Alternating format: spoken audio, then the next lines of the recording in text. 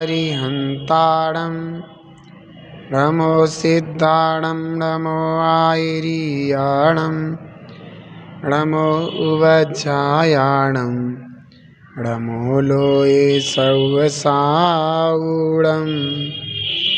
बोलो 24 तीर्थंकर भगवान की, महावीर भगवान की, जिनवाणी माता की, गौतम गणधर देव की, आचार्य श्री कुंद स्वामी की, आचार्य श्री समंत भद्र स्वामी की, आचार्य श्री शांति सागर जी महामुनिराज की, आचार्य गुरुदेव श्री धर्म भूषण जी महामुनिराज की, आचार्य श्री सम्यक भूषण जी महामुनिराज की।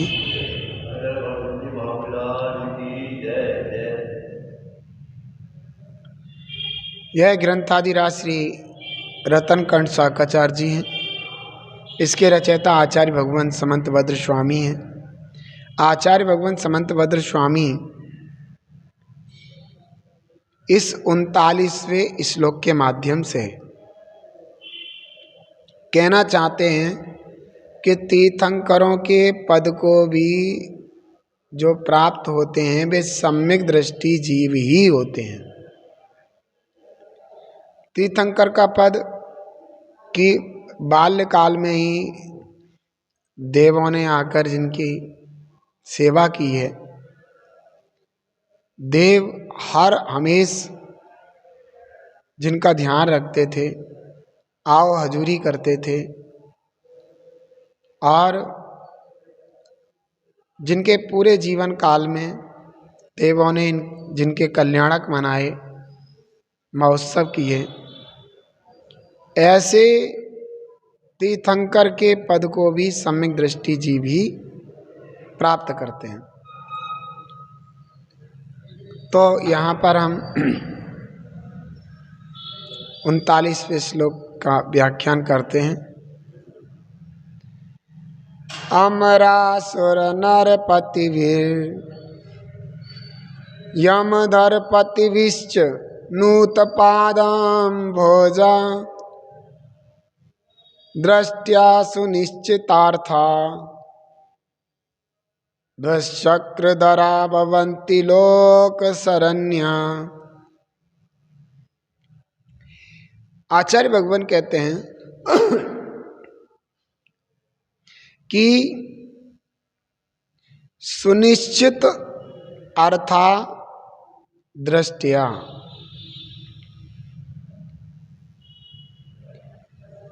जान लिया है सभी पदार्थों का भाव जिन्होंने,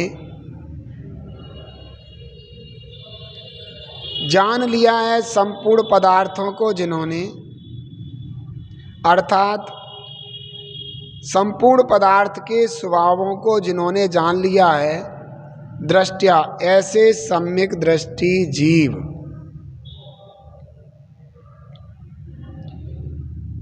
अमर, असुर,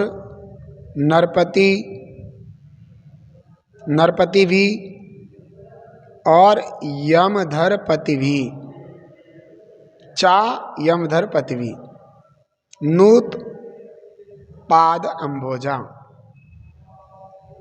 देव, असुर, चक्रवर्तियों के द्वारा और गणधर स्वामियों के द्वारा पूजे गए हैं चरण कमल जिनके, ऐसे लोक शरण्या, लोक को शरणभूत, विषचक्रधरा भवन्ति, धर्म चक्र को धारण करने वाले ऐसे तीर्थंकर भगवान होते हैं। कौन? सुनिश्चित अर्थ दृष्टिया, जान लिए हैं जिन्होंने वस्तु के वास्तविक स्वभाव को, वास्तविक भाव को, ऐसे सम्यक दृष्टि जीव। सुनिश्चित अर्था दृष्टिया अमर, असुर, नरपति भी, यमधरपति भी, यमधरपति भी, नूत पाद अम्भोजा, लोक शरण्या, विषचक्रधरा भवन्ति। जान लिया है अच्छी तरह पदार्थों को जिन्होंने, या पदार्थों के स्वभाव को जिन्होंने, ऐसे सम्यक दृष्टि जीव देव, असुर, चक्रवर्ती और गणधर स्वामियों के द्वारा पूजे गए हैं। चरण कमल जिनके, ऐसे लोक को शरणभूत तीर्थंकर होते हैं। ऐसे सम्यक दृष्टि जीवों को तीर्थंकर पदवी की प्राप्ति भी सम्यक दृष्टि जीवों को ही होती है, ऐसा यहाँ पर कहा जा रहा है।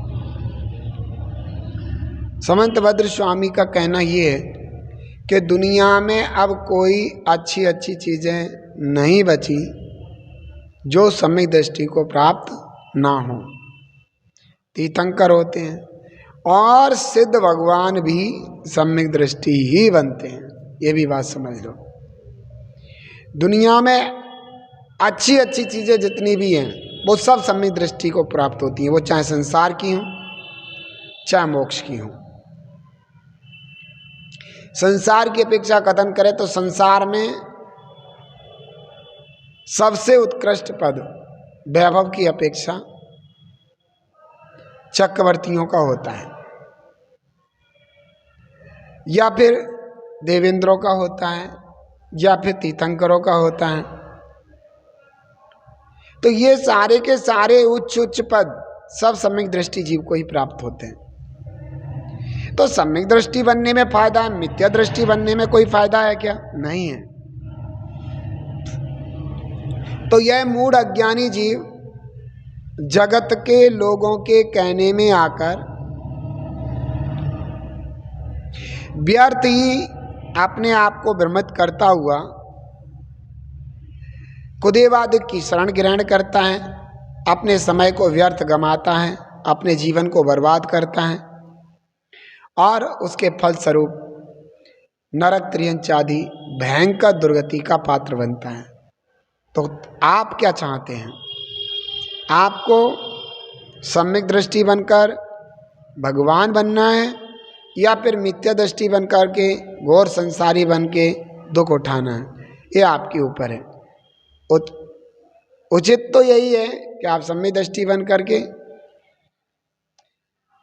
अपने आप प्राप्त होने वाले संसार के उच्च उच्च पद प्राप्त करके भगवान बने, वो उचित है, ना कि मिथ्या दृष्टि बनकर हीन दरिद्री दुर्गति को प्राप्त करके और दुखी होना अच्छी बात नहीं है। ये बात ध्यान रखो। इति शुभम।